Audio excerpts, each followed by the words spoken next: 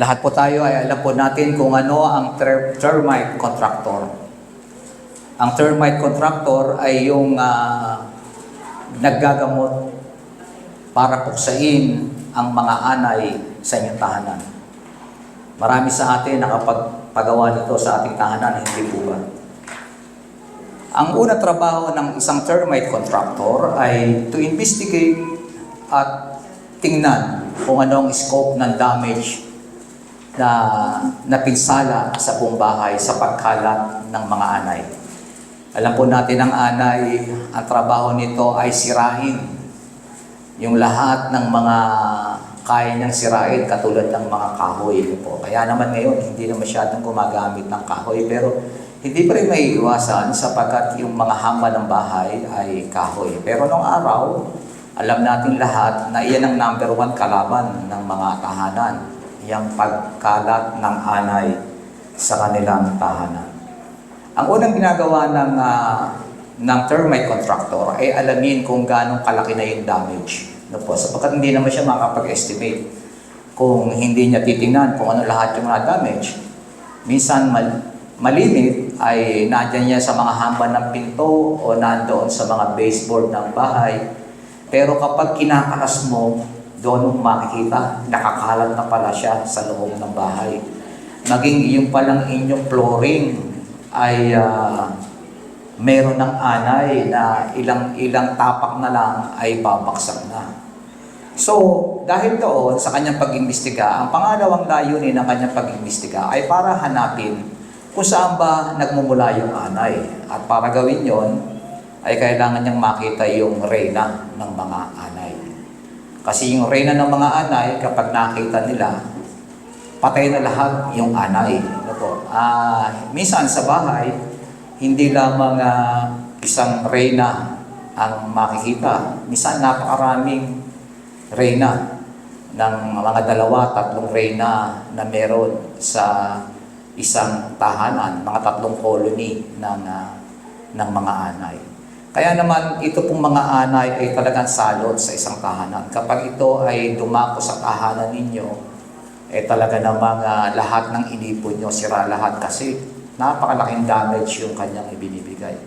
Kaya naman panagpapagawa tayo ng bahay, una pa lang ay nag-hire agad tayo ng termite contractor para makita at kung sakali man na meron tayong bahay, kahit gaano maganda ang bahay natin, walang sinasanto ang anay, so mahalaga pa rin na mag-hire ng isang termite contractor para tuwing na ay na-check yung bahay natin kung ito nga ba ay nagkakaroon ng anay. So, ang anay, kaya ko sinabi ang tungkol sa anay, ito ang diwa na gusto kong ilagay natin sa ating mga isipan. Sapagkat ang anay ay isang bagay na naninira, pero mahirap pong matukoy kung gaano bang kalaki yung sira at kung ano ba ang pinag-ugatan ng buong pagkasira, katulad ng paninira ng isang anay. At ganito natin titingnan ang ating talata na pag-uusapan sa umagang ito. Gaano na bang kalaki ang sinira ng anay sa bayan ng Israel? Kung ating pong babalikan, yung unang 3 chapter na ating pinag-usapan sa ating previous na sermon, ngayon kasi po ay nasa chapter 4 tayo. Sa unang 3 chapter, nakita po natin nilarawan doon ang relasyon between Hosea at Gomer. At nakita po natin, sa una pa lamang ay inutusan na ng Diyos si Hosea na mag-asawa ng isang babaeng nakikipagtalik sa iba't ibang mga lalaki.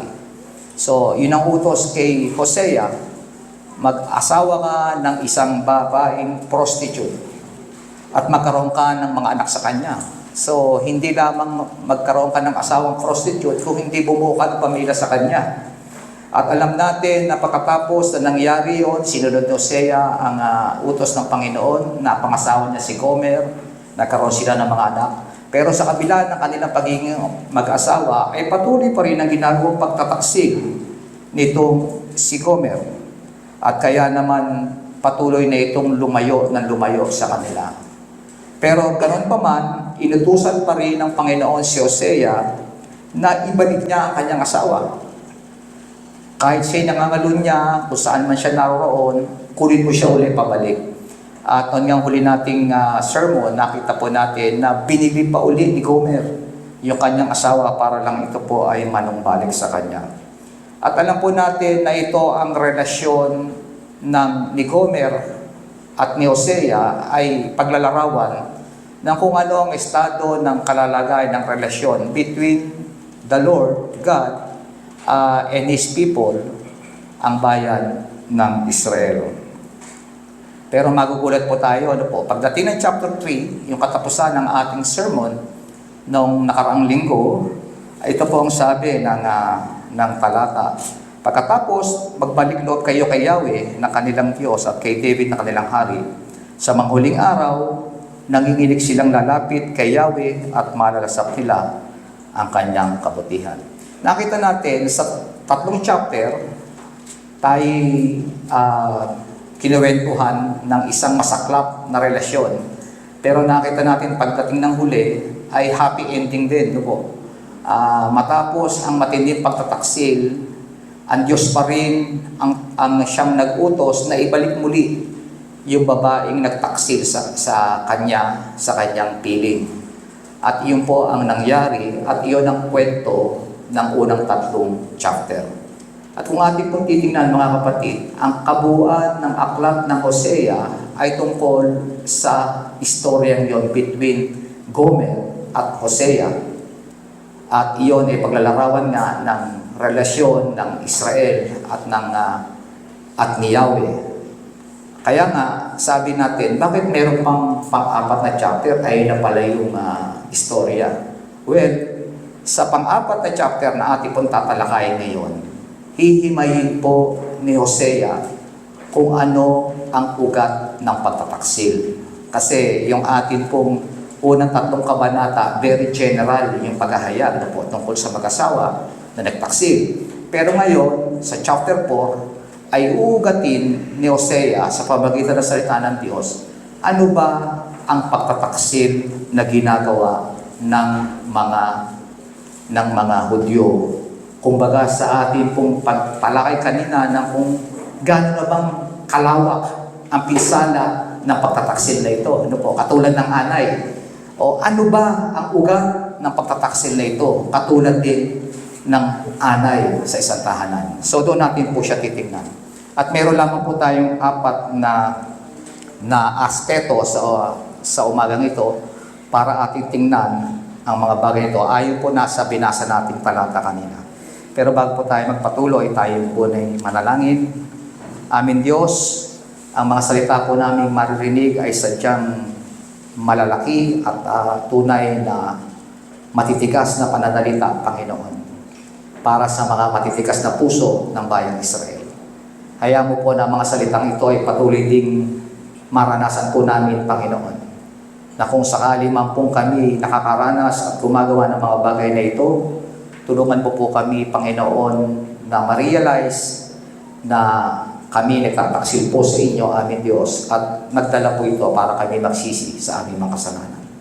Aming Diyos, sa iyo po namin pinagkakatiwala ang pagkilos sa amin sa umagang ito sa pangalan ng aming Panginoong Jesus. Amen. Una sa lahat, what the people are doing wrong. Ano ba ang maling ginagawa ng mga tao? Basahin ko po 1 hanggang 3. Kasi kanina Ingles, mas maganda na matalakay natin sa Tagalog. Dinggin ninyo mga taga-Israel ang pahayag ni Yahweh, sapagkat may bintang siya laban sa inyo. Sa lupain ito ay walang katapatan, walang pagmamahalan at walang pagkilala sa Diyos. Sa halip ay laganap ang pagtutungayaw at pagsisinungaling, pagpatay, pagnanakaw at pangangalunya. Nilabag nila lahat ng batas at sunod-sunod ang mga pawamaslang. Kaya't nagdadalamhati ang lupain, nalulumbay ang lahat ng naninirahan dito, halos malipol ang mga hayop sa parang, ang mga ibon sa papawirin at ang mga isda sa dagat. Meron pong seryosong akusasyon ang Diyos sa bayan ng Israel. Sabi nga natin kanina, kung atin titingnan yung pagtataksil, ano po ba yung laman ng pagtataksil? At dito po ay binigyan detalye mismo ni Hosea kung ano ang nagaganap sa bayan ng Israel. At ang kanyang sabi, there is no faithfulness, there is no love, there is no acknowledgement of God in the land. At ito'y nagsasabi kung gaano ng kalala ang relasyon between God and Israel. Mga kapatid, alam natin na ang loyalty o ang pagiging tapat, ang tunay na pag-ibig ay napakahalaga sa isang relasyon. Lalo na kung ito po ay sinasabi ng Bible, a covenant relationship. At hindi lamang basta relasyon, hindi po ba? Kapag sinabi natin covenant relationship, naunawaan po natin yan sa isang relasyon ng isang mag-asawa. Kaya napakaganda na inuna si Gomer at saka si Hosea, sapagkat iyon po ang para ipaunawa sa atin na kung ano ba ang lalim ng isang covenant relationship. Ang covenant relationship ay hindi lamang puro pag-ibig na po. Kailangan may paggawa, may pagsunod. Kasi minsan, nakikita natin na kapag mahal mo ang isang tao, ay pwede na kayo maging mag-asawa at ang pundasyon nyon ay pag-ibig. Of course, alam natin, totoo naman, pag-ibig. Pero ang pag-ibig na yan ay mahirap pong malaman kung tunay nga o hindi, hanggat hindi kayo nagsasama. Sino ba rito talagang nung nagsimula kayong magsumpaan sa harap ng altar, ay talagang very beautiful yung mata ninyo, tingin mo talagang iniibig ko ang babaeng ito, di ba? Iniibig ko talaga siya. Mahal na mahal ko siya. Maaari siguro sa mga mag-girlfriend, pag-boyfriend ng mahabang panahon. Pero tandaan po natin, ang pag-ibig, very deceiving yan. Ano po? Minsan, kaya lang gusto mo, iniibig mo ang babae kasi maputi yung kanyang talampakan. Ano po? Minsan, ganoon lamang Kasi nakita natin yung tunay na meaning ng love at yung love in the flesh. Ano po? Dalawang klase yung pag-ibig na discuss natin sa previous nating pagsasama. Merong pag-ibig na makasarili at may pag-ibig na handang isakripisyo ang lahat po, para sa babaeng kanyang minamahal. Pero mapapatunayan natin lang ang pag-ibig kapag nagsasama na. Pag ginagawa na po natin. Kasi ang pag-ibig para mapayabong, ginagawa po yan, tinatrabaho. Ano po? At dito, ang problema dito sa relasyon ng isang tipan o kaya ang relasyon ng isang mag-asawa, noong kayo pinag-isa ng Diyos, pinag-isa bilang mag-asawa, ang inyong pangako ay till death do us part. Ano po? Sa hirap at ginhawa. Pag mahirap, ayaw na ng isa. Pag maginhawa, pareho sila. Pero pag naghihirap na, ayaw na. Ngayon po, nararanasan namin dalawa ni Ate Irma yan pag nasa loob kami ng kwarto. Kasi kami lang dalawa, may sakit kami pareho. Minsan nabubusit na ako, daig ng daig.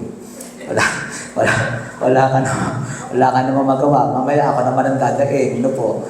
Pero yun nga ang pag-ibig hindi man perfect, pero alam po natin, tinatrabaho talaga yan. Kung gaano kayo magpapalakasan habang kayong dalawa.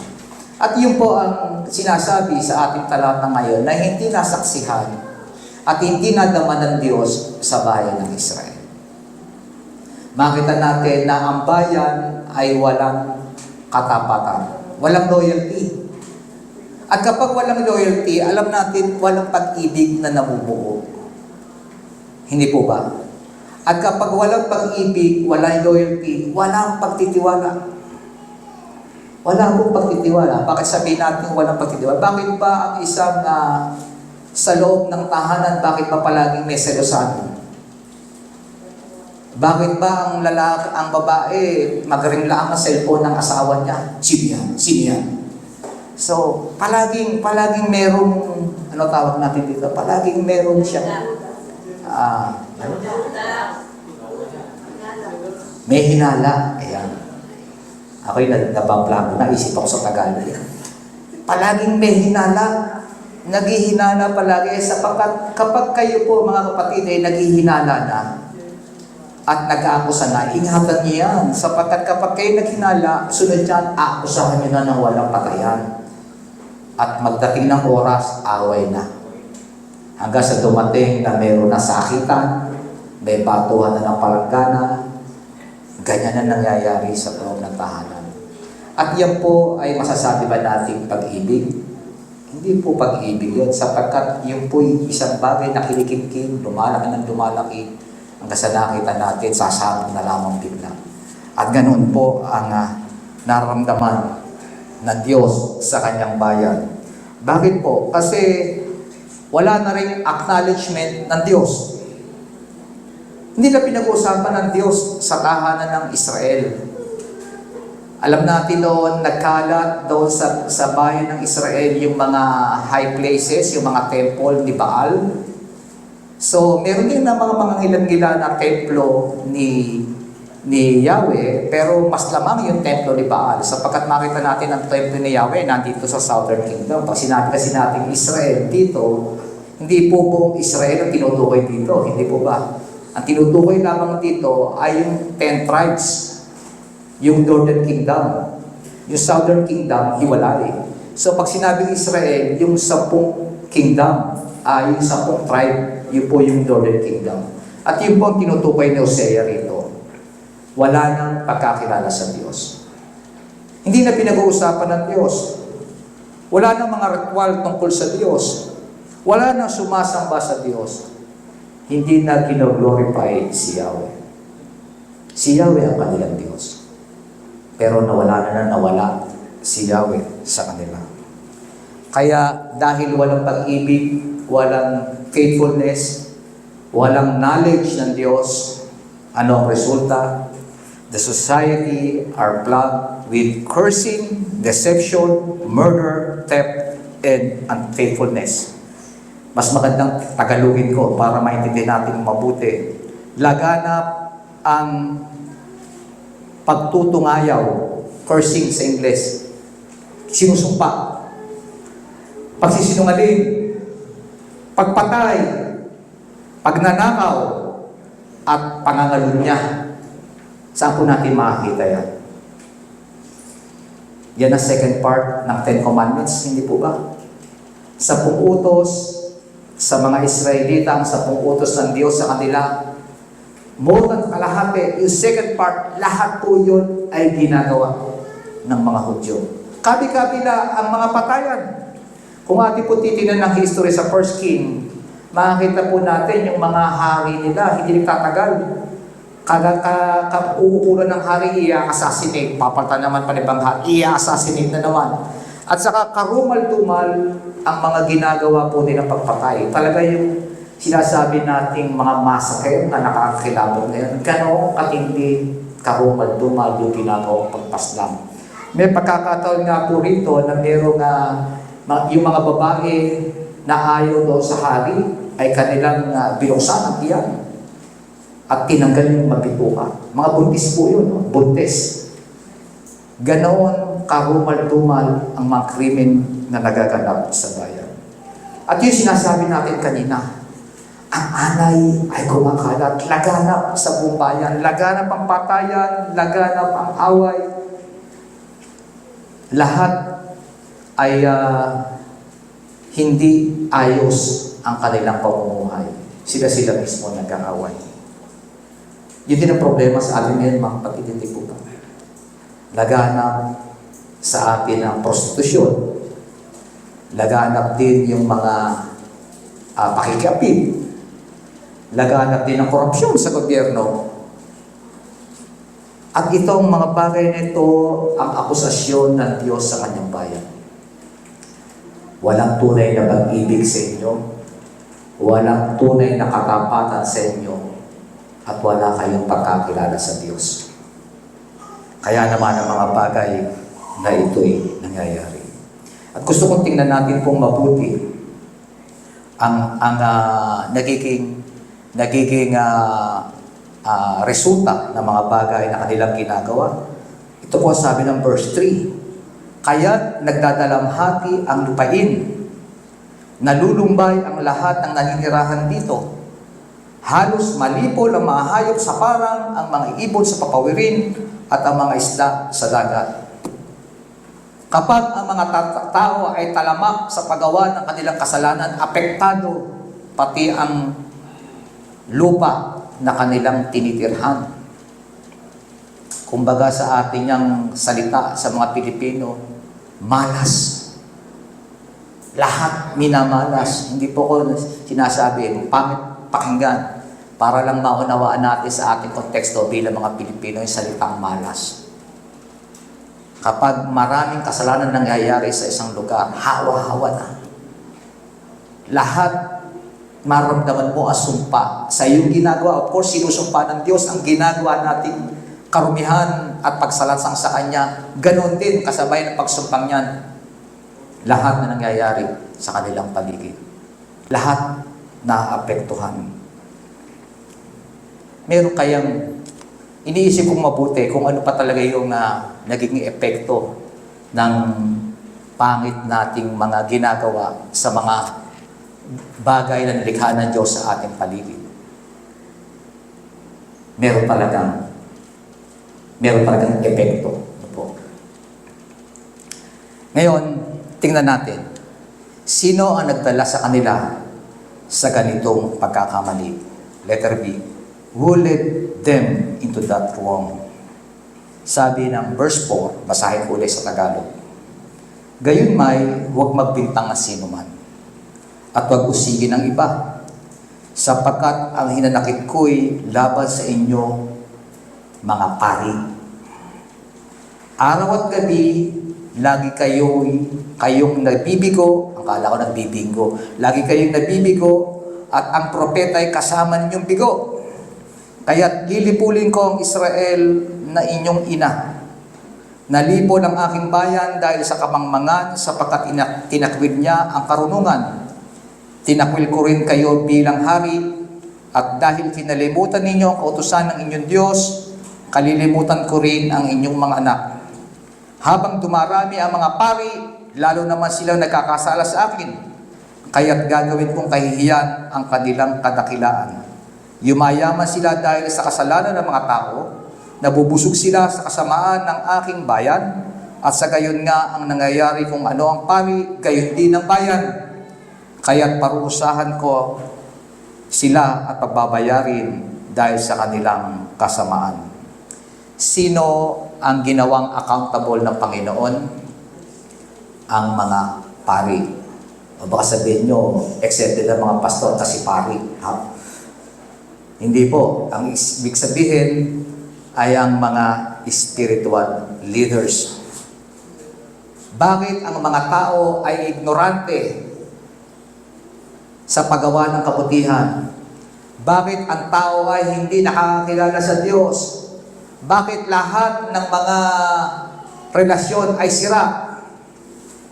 Ang sinasabing accountable sa lahat ng ito, walang iba kung sino yung mga tagapagturo ng katotohanan ng salita ng Diyos.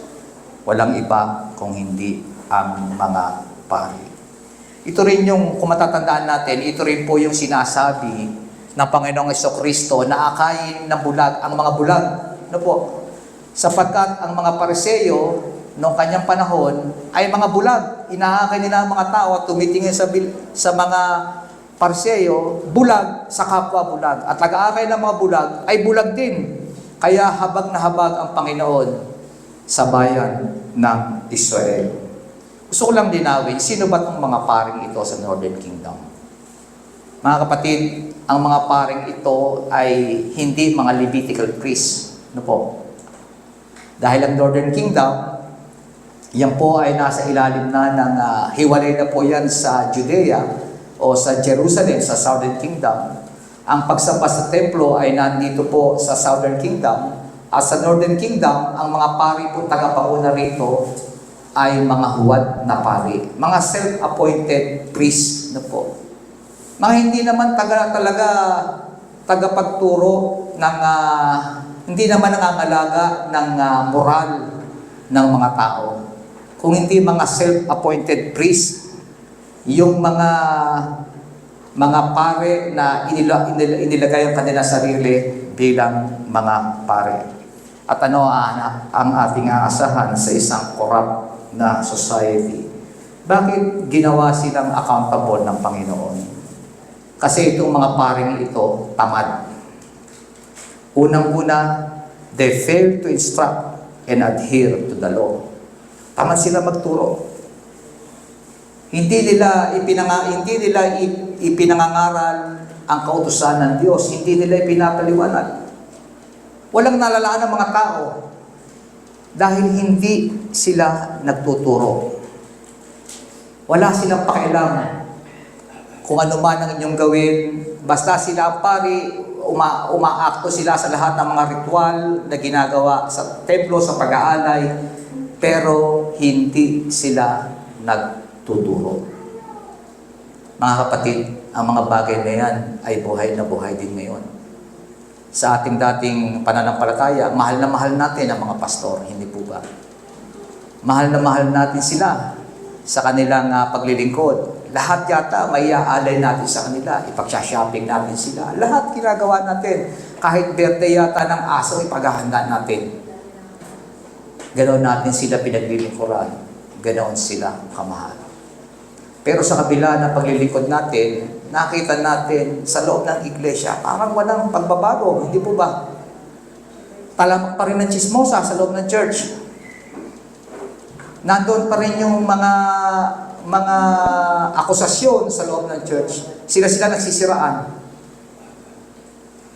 Sa loob ng iglesia, nandoon pa rin, marami pa rin nabubuntis sa pagkadalaga. Marami ang hiwalay na mag-asawa. Mga bagay na masakit sa ating pandinig, pero yun ang totoo. Bakit nangyayari ang mga bagay na ito? Kasi silang lahat ay ignorante. Bakit? Kasi ang kanilang mga tagapagturo, ang mga under-shepherd na inilagay sila ng Diyos doon, ay walang ginagawa. Ritual lang ng ritual. Basta nandun sila every Sunday, atin kami every prayer meeting. Kapag may discipleship, tuturuan ko kayo ng ilan. Pero walang concern sa moral na pangangailangan, spiritual pangangailangan ng kanyang mga nasasakupan. Mga kapatid, karamihan, kung ating pong titingnan mabuti, ang pagtuturo ng salita ng Diyos ay hindi pagtuturo para lumawak ang iyong kaalaman. Hindi po ba? Sa lahat ng simbahan natin dinaanan, ganoon ang layunin. Para makaroon ka naman ng laman sa Bible, kaya nga, palagi, kada taon, meron pang Bible quiz Hindi po ba? At doon, sinusukat kung gaano kalaki na ba ang nalalaman mo sa Biblia. Pero ang layunin ng Biblia ay para magtama ng buhay. Para itama tayo at iwaksi sa ating mga kasalanan, palakasin ang ating pananampalataya. Kaya natin iniunawa at kinikilala ang mga doktrina, inaalam natin para ma-i-apply natin sa ating mga buhay. At ito ang problema nitong mga ito. Basta ang oras ko ng pagtuturo sa church, araw lang ng linggo at araw ng Sabado. Pag hindi yun ang schedule, kumbaga kay Ed Lapis, kailangan pag ikaw pupunta sa akin, papa-schedule ka muna. Pag hindi na oras ng aking trabaho, bigyan niyo ako ng pahinga, araw ng aking pahinga. Wala akong pakialam sa inyo. Hindi po ganoon. Iyon ang mga paring ina-address ng mga salita rito. Nire-review ng salita ng Diyos. Mga paring tamad, mga paring hindi inaalala ang sinasabi ng kautusan. At saka mabigat, they hold on their priestly privilege. Yun ang mahalaga sa kanila. Alam nyo, sa mga Hudyo, kapag nag-aalay sila, parte ng kanilang inaalay para sa kanila yun, para kainin. No po? Iniaalay nila yung parte sa kasalanan ng tao, itong iniaalay, papatayin yung lamb, and then susunugin, pero magtitira ng part para sa kanila. At yun ay para sa kanilang kakainin. Po. At ang number 1 utos doon, pag tinignan natin ang utos ng Diyos, yung iaalay na yon, hindi po pwedeng lumabas ng tabernacle o doon sa court ng tabernacle o sa templo. Hindi pwedeng lumabas. Sapagkat doon mismo nila yun iluluto, doon mismo nila yung kakainin. Kasi yun ay para sa kanila. Sa bayan ng Israel, dahil marami naman, anong ginagawa? Ginagawa rin pagkakikitaan ng mga pare. Ibinebenta yung mga hayop na sobra. Ano po? Kumukuha sila at binebenta nila yung iba para makadagdag sa kanila. Anong masasabi natin? Negosyo. Ano po? Negosyo ngayon. Sabihin nila, siyempre kami na maglilingkod sa Diyos, mahirap naman na wala naman kami magpakukunan ng ganito. So, ibenta na lang namin, sayang naman. At least may tulong. At mga kapatid tayo, tinotolerate natin yun. Hindi po ba? Tingnan nyo. Kung paano natin pinatutunguhan ng ating mga pastor dati. Tinotolerate natin yung mga bagay na yan. Tinotolerate natin. Tinotolerate natin ang ating pastor, negosyanteng matindi. Sakit sa akin yan. Dati, kaya buti lang, hindi na ako pastor. Pero tinotolerate natin, hindi mo ba? Hayaan mo naman pagkakitaan si pastor. Kahit magtrabaho siya na magtrabaho dyan sa kanyang construction, halimbawa. Kahit dati naka-online yan, sinasabi, ito ang trabaho ko. Tatanong ko, paano kayo naglilingkod dito sa kanyang kadami-daming trabaho? Paano pinaglilingkuran ng church na pinagkakatiwala sa iyo? Paano ka umaattend sa pangangailangan ng iyong mga membro sa kanilang espiritual na pangangailangan? Kung ikaw ay nandoon na sa iyong trabaho the whole day at busy-busy ka, sabihin natin, okay lang naman yon. Kasi, kailangan niya yon, makakatulong sa kanya. Pero mga kapatid, may magsasuffer at magsasuffer. At nakikita natin, sila ay nilagay para pangalagaan ang espiritual na pangangailangan ng iglesia. At kapag hindi nila ginawa ang mga bagay na yun, doon nagkakaroon ng problema. At doon natin makikita na ang mga bagay na nababasa natin dito, mga pagsisinungaling, mga pangangalunya, ay makikita natin sa church. Kasi wala namang mga sermon na narinig sa pagkondena sa mga bagay na yun. Hindi po ba? Lahat ng bagay na yun pwede natin gawin. Kaya, itong sabi din ni Hosea, like people, like priests. Pag nakita nyo ang isang iglesia, kung ano ang kanyang estado, maraming chismosa, lahat ng ganoon. Masakit pakinggan. Maraming mga hiwalay, maraming mga adultery na nangyayari. Pag nakita natin ang isang iglesia ganoon, hayaan nyo, sabi rito, like people, like priests. Ang iglesia, ang kongregasyon ay salamin ng kanyang tagapanguna.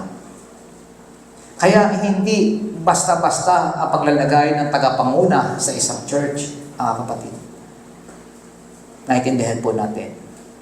Sa atin dati, ay ilagay na natin yan. Gawin na natin siyang ganyan. Dahil okay lang naman At dati na naman natin siyang tagapanguna. Lagay natin tagapanguna. Pero napakahalaga na naiintindihan natin na napakalaking responsibilidad ng mga tao na ilalagay natin bilang tagapanguna ng ating iglesia. Sapagkat doon nakasalalay, iyon ang instrumento ng Diyos para itama at disiplinahin ang kanyang bayan.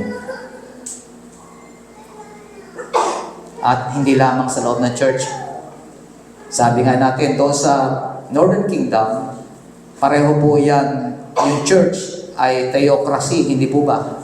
Ang tagapanguna ng bayan ay hindi mga pare. Sila ang nangangalaga sa lahat ng aspeto ng bayan, sa commercialismo, sa industrialization, lahat po yan, sa politika, lahat po yan yung pare. At kaya, hindi rin natin may tatanggi sa atin ngayon, sa Pilipinas, ano po? O nakita natin yung mga nagaganap sa ating national TV, yung ating Ghost Project. Hanggang ngayon, hindi na na-resolve yung Ghost Project na yan. O, matatanggal ba natin ang korupsyon maging sa barangay kung ang national level ay puro ng korupsyon? Pareho. Ang society ay salamin ng kanyang tagapanguna. Kaya kung titingnan po natin ang society natin ngayon, nasabing tayo Kristiyanong bayan, kung titingnan natin ang society natin sa mga tagapanguna, hindi ko naman pinupoint kung sino, pero sa laging mga tagapanguna natin, na wala tayong pakialam, basta binuboto lang natin, bahala ka dyan. Tingnan nyo kung na-resolve ba ang problema at ang korupsyon ng ating society. Hindi naaayos. Hindi naaayos. Pasama ng pasama ang ating community, ang ating society. Maraming naghihiwalay. Pag maraming naghihiwalay, maraming nagiging bakla. Alam niyo ba, magkakonektado yun? Konektado yun. Kapag hiwalay ang mag-asawa, hindi regular ang pagpapalaki sa mga anak. Walang fatherly period. Walang fatherly na nasusubaybayan, figure na susubaybayan sa kanilang tahanan. Lumalaki sila, kahit kausap nila nanay nila. Kung ano ginagawa nanay niya, nagtitiklop ng damit, ganun din ang ginagawa niya palagi, nagtitiklop ng damit. May epekto, mga kapatid. At ang paghihiwalay sa atin ay inaayunan ng society. Makita natin ngayon, inaayunan na ng batas. Ang bakla, inaayunan na ng batas. Ang pag-aasawa ng lalaki sa kapwa lalaki, inaayunan na ng society. Anong klaseng society yan? Siguro, 20 years ago, mas maigi yung society natin noon ng mga bata kami na ang hindi pinag-uusapan ng mga mababatas yan tungkol sa mga pag-aasawa ng kapwa bakla, yung mga rights ng mga bading, hindi pinag-uusapan. Pero ngayon, usapin na sa mataas na antas ng gobyerno. Naging usapin na. Bakit? Kasi maraming ganoon sa society. Kulang na lang magkaroon ng representasyon sa Kongreso. Yung pusa nga, meron Meow-meow. Meron ng representasyon sa gobyerno, di ba? Tingnan mo yung mga pangangalasin na yun kung paano nakakalusot doon sa national office. Nakakalungkot. At iyon ay refleksyon ng kung sino ang ating mga tagapanguna. Ganon din sa iglesia. Lahat tayo, kung ano ang iglesia, yun ang refleksyon ng tagapanguna. Huwag na kayo magtataka, mga kapatid. Hindi po ba? Sa lahat ng church na nakikilala natin, bakit may ganito, yun ang refleksyon ng tagapanguna nila. Tingnan po natin. Ang sabi, this evil society is going to be judged. Haharapin nila ang hatol ng Diyos. Ito po ay sinasabi mismo ng prophecy ni Isaiah 24:1-3. Lahat yung sinasabing widespread destruction. Lahat parurusahan, walang itatangi. Lahat. At nakita po natin nangyari yan sa bayan ng Israel. Ang buong bayan ng Northern Kingdom ay bumagsak at ilang sandali lamang, ilang panahon lamang, yun namang Southern Kingdom ay bumagsak din. Pangatlo, why they come to be so wrong? Ito po ang sinasabi ng verse 10-14. Sila'y kakain, ngunit hindi mabubusog. Nakikipagtalik sila sa mga babae sa templo. o hindi sila magkakaanak sapagkat itinakwil nila si Yahweh at sila'y bumaling sa ibang mga Diyos. Sinumpa ni Yahweh ang pagsamba sa mga Diyos-Diyosan. Ang alak, lumaman o bago ay nakasisira sa pangunawa. Sumasangguni ang aking bayan sa Diyos-Diyosang kahoy. Tinatanong nila sa haliging kahoy kung ano ang dapat gawin. Sinasagot sila sa pamamagitan ng tungkod. Sila'y nililigaw ng masasamang pamumuhay at pinagpapalit nila sa kahalayan ng kanilang Diyos. Nag-aalis sila ng mga handog na susunugin sa mga sagradong bundok at nasusunog ang mga handog sa ibabaw ng mga burol. Sumasamba sila sa ilalim ng mga ensina, alamo at roble sapagkat mayabong ang mga ito at malawak ang lilim, kaya't nakikipagtali kahit kaninong yung mga anak ng dalaga at nangangalo niya naman ang mga manugang mong babae. Gayunman, hindi ko parurusahan ng iyong mga anak ng dalaga kahit sila nagpakasama, gayon din ang iyong mga manugang kahit na sila yung mga lunya, sapagkat ang mga lalaki ay nakikipagtalik din sa mga babae sa templo. Kasama nilang naghahandog sa mga Diyos-Diyosan, ganyan binawasak ng mga taong hangal ang kanilang sarili. Kanina ang problema, society, ang mga pari ang kinokondena ng Diyos bilang accountable sa pangyayari sa corrupt na society ng kanilang bayan. Ang mabigat, mga kapatid, sa susunod na ating aspeto, ginagamit nila at ginajustify nila lahat ng kamalian nilang ginagawa at tinatago sa likod ng relihiyon. Sapagkat na sinasabi rito ay kung paano sila sumasamba. Tanong, nagkukulang ba sila sa pagsamba? Hindi. Relihiyoso pa rin sila. Sumasamba pa rin sila doon sa mga kinikilala nilang Diyos. At talamak sa Northern Kingdom ang pagsamba sa mga Diyos-Diyosan. At ito ang problema dito sa mga pari. Hindi nila naawat ang kanilang bayan na sumamba sa Diyos-Diyosan at sa mga practice na ito. Tingnan ninyo, ang mga babae obligadong pumunta doon sa mga sa templo para doon makipag-sex. Anak na babae, manugang na babae. Yun ang trabaho.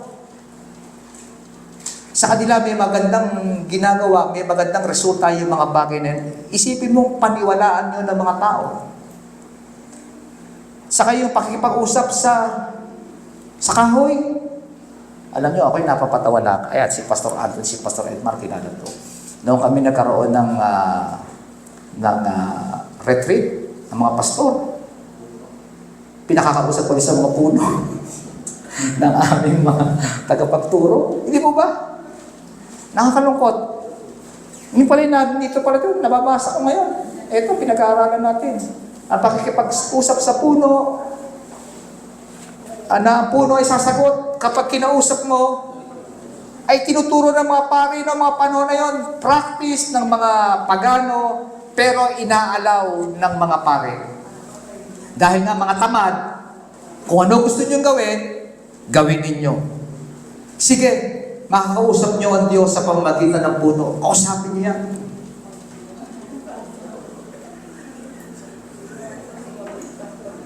Hindi po ako nagbibiro. Talaga pong iyan ay isa sa mga seminar namin. Meron kami tagapagturo sa seminar ng aming workshop ay kausapin kung ano yung makita namin paglabas namin. Si Pastor Edmar na nakikipag-usap sa halaman. Ano po? Totoo po yan. Hindi po ako nagsisinungaling dito, pero totoo. At priest rationalize alternative worship practices. Tingnan nyo. Dahil silang kanilang katamaran magturo, lahat pinapayagan. Noong mga panahon na yun, nagwo-worship ang mga tao sa bundok. Doon sila napunta sa mga ilalim ng malalawak na puno, doon sila sumasamba. Ang sabi nila, hindi nyo na kailangan pumunta sa templo, kahit saan lugar, pwede kayo sumamba. Narinig nyo na rin kayo yan, hindi po ba? Di ba? Narinig nyo na ngayon, kahit saan pwede sumamba. Basta't merong puno na may malawak na shade, pwede niyang gawing church, pwedeng lugar ng pagsamba. Totoo naman na lahat ng lugar nandoon ang presensya ng Diyos. Pero mga kapatid, alam niyo ang nangyayari rito? These actions actually paganize the faith of the people. Unti-unti. Kapag nangyari itong isang mali, sunod-sunod na yan mali. Lahat pwede na. Di ba? Pwede ka sumamba sa puno, pag wala ka pang kausap, kausapin mo muna puno, magagawa mo yun. Wala ka naman taga-puno na dyan, wala yung mga pare. Di ba? Yung mga pare, palbasi tamad sila, tingnan yung mga tao, kung saan nyo gusto, sigihan ninyo. Diyan kayo sumamba. Nakakalungkot. Dahil sa mga pagkakamaling ito, patuloy na ang mali, dinadat na ng pinapatungan ng kapwa mali, hanggang yung mali, nagiging tama na. At ito ay sa konteksto ng pagsamba. Na kung saan, alam natin na ang maling pagsamba ay kinamumuhian ng Diyos. At dahil kulang sa pagtuturo ang mga tagapanguna at sila'y pabaya, nangyayari ang mga bagay nito. Hindi ko po sinisisi ang mga tagapanguna lang. Ganon din kasi matitigas ang ulo ng kanilang mga pinangungunahan. Ito mabigat. Ang mga babae ay nagiging prostitute. Ano ang dahilan? Gawa ng mga lalaki ang tahanan.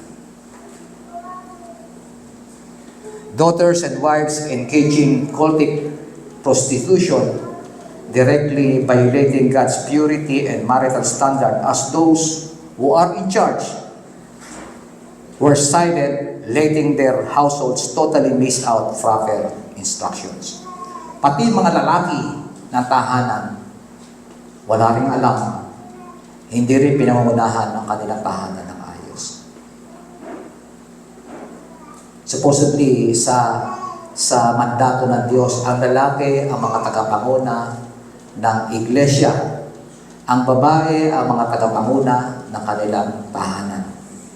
Pero kailangan ang lalaki bilang tagapanguna ng kanyang tahanan ay maging lingkod ng Diyos. Yun ang trabaho.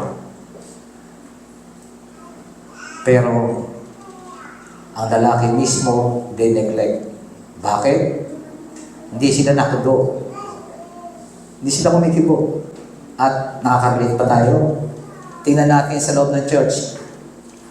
Doon, ewan ko, mahirap. Kasi, ano lang tayo isang taon pa lang tayo, pangalawang taon pa lang natin. Kaya wala pa tayo masyadong kwento sa atin. Pero sa dati natin, marami tayong kwento. Sa lahat ng church, tingnan niyo mga lalaki, tahimik. Di ba? Lahat ng ministry, babae nangunguna, pati men's ministry, babae rin ang presidente. Sino rin na nangunguna talaga? Ayun ang totoo. Sino gagawa? May program kami. Gawin mo nga. Babae pa din ang gagawa. Kasi ang lalaki silent. Hindi sila nagsasalita. Pinababayaan nila ang lahat ng bagay na mangyayari. Todo pasa.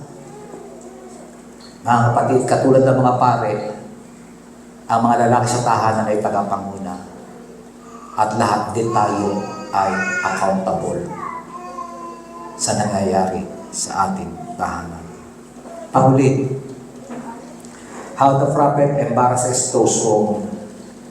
Tandaan natin, mga kapatid, lahat ng bagay na nangyari sa Northern Kingdom ay ginawa ni Hosea na isabihin ang lahat ng ito para bigyan ng warning ang Southern Kingdom. Ito po ang sinasabi. Bagamat ikaw ay nangalunya o Israel, hindi naman kailangan pananagutin din ng Judah.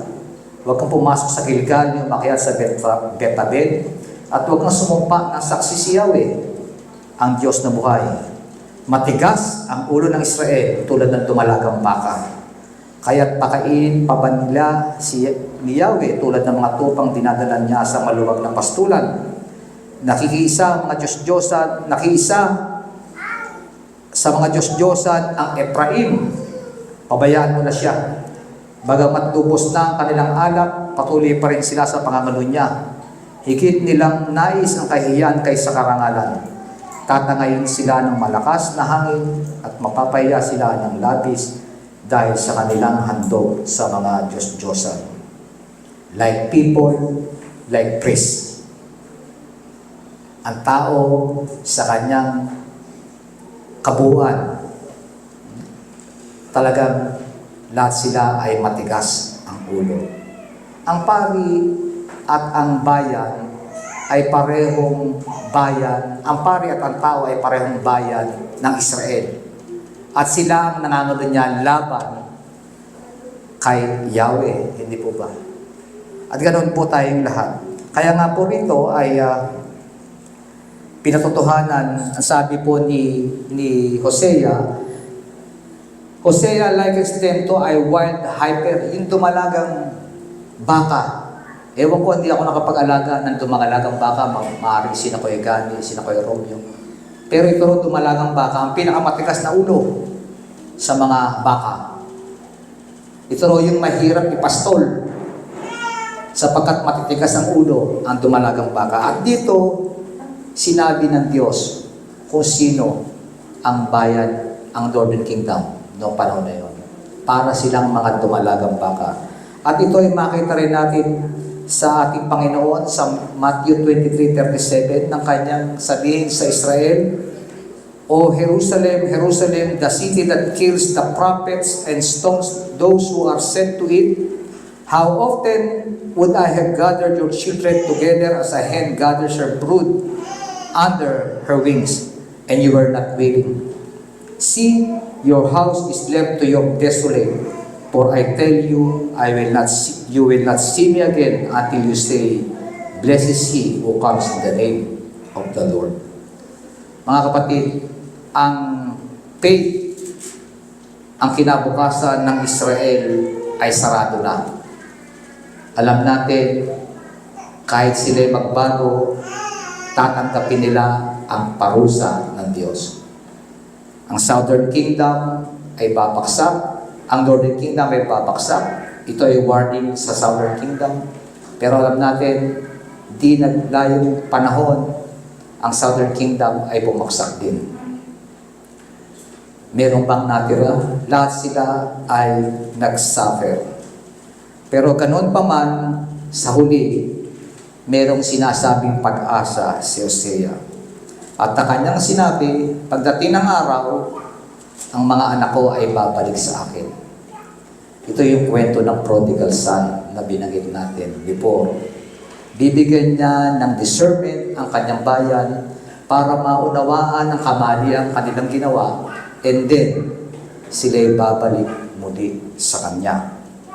At alam natin, nangyayari ito sa pamamagitan ng ating Panginoong Jesucristo. Ang hope na iyon ay hope sa bayan ng Israel. Pero alam natin, bilang mga mananampalataya, naranasan na natin yung pag-asa nila. Hindi po ba? Sapagkat sa kanila, ang kanilang mga pari ay mga masasamang pari. But to us, we have the perfect priest in the Lord Jesus Christ. Tayo ang pinakamapalat, mga kapatid, sapagkat kilala natin na ang ating pari ay matuwid. Ang nag-iisang pari, ang ating Panginoong Jesucristo, na hindi tayo dadalhin sa katayan. Hindi na tayo dadalhin sa kapahamakan, bagkos aakayin tayo sa buhay na masagana at buhay na walang hanggan. Yun lamang po sa umagang ito, tayo po'y manalangin. Salamat po, Diyos, sa katotohanan ng mga kwentong ito na amin pong na pinagpala mo po sa amin sa kwento ng mga ng bayan ng Israel ng mga panahon ng lumang tipan, na sinasabi mo rin sa iyong mga salita na maganda na palagi po namin mabasa at marinig upang maging warning sa amin ang mga bagay na ito, na hindi na po manumuli po namin daanan ng mga bagay na ito. At kung sakaling mga bagay na ito ay mahulog kami, amin Diyos, salamat din po sapagkat patuloy nakasalalay ito sa iyong mga pangako. Na iyong mga tunay na mga anak, ang iyong mga tinawag, kailan may hindi mo pababayaan. At dadalhin mo sila sa iyong pagliligtas.